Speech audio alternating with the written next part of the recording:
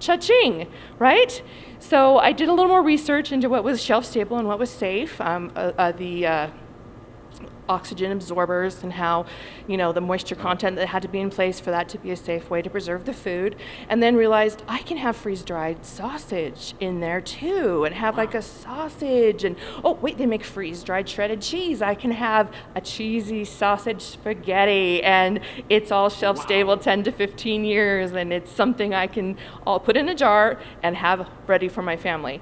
And 52 times, that's dinner. And figured out, okay, and this is less than $10, which is less than you'd spend going through a drive-through for one person. Yeah. Why would you not do that for your food storage? So having that figured out has been a lot of fun, but the other part of that too was a lot of times people will go, I'm going to do my due diligence, I'm going to get my year supply, but then they have cases and cases of wheat and things that their family may not necessarily know how to make. Right. That's that whole water everywhere, and there's nothing for them to eat. It will, if something happened to you, heaven forbid, and you were stuck under a building, could your family prepare dinner and take it to you so you could survive?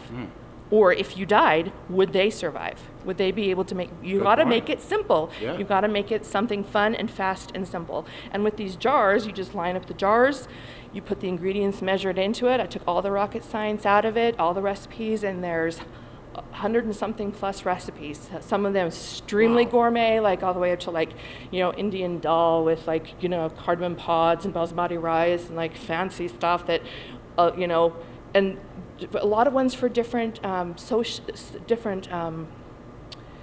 backgrounds as well. Some Brazilian food, South American food, some African food. Just because it's it seems like a lot of the recipes for food storage are kind of based on Western America. Yeah. There's right. those 7 basic casseroles that everyone in Utah will eat, but what about the people who move here from France? What about the people who are trying to do their food storage somewhere in the Pacific Islands? That's the gourmet food Absolutely. storage. That we consider, the Polynesian, I have a lot of Polynesian recipes in there. We want to make it so that it's accessible and easy to do for everybody. So that's what we did. We broke it down and made it easy.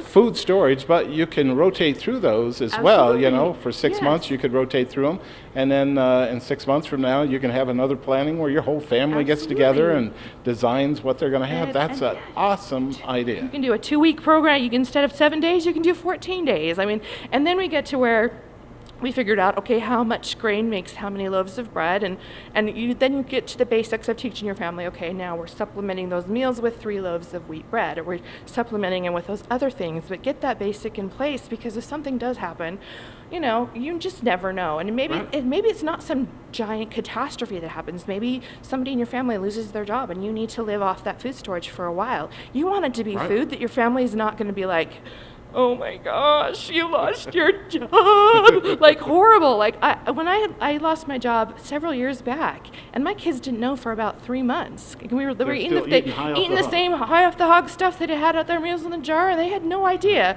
And that's what I want. I wanted them to have that emotional security that no matter what happens, I'm feeding my kids and they know, and it's food that is not going to totally stress them out to have, So that's a big part of it for me. It's a mission. It was like a call to just be able to do something special that would be good for everyone. Well, Sister Peterson, what's the name of your book so maybe we can access that as a reference? Absolutely. So both of them are available on Amazon. One of them is called the Gourmet Food Storage Handbook. That has a section of meals in a jar with 30 recipes for those. And then a lot of ways to cook with your food storage and other ways and assimilating that into your diet.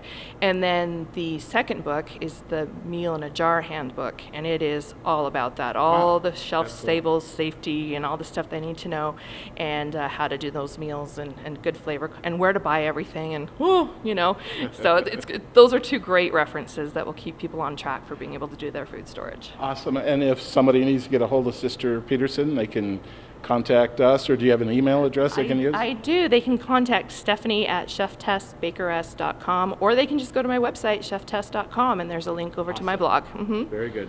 Sister Peterson, thanks so much for being on. So happy to do it. Thanks for having me. Very nice.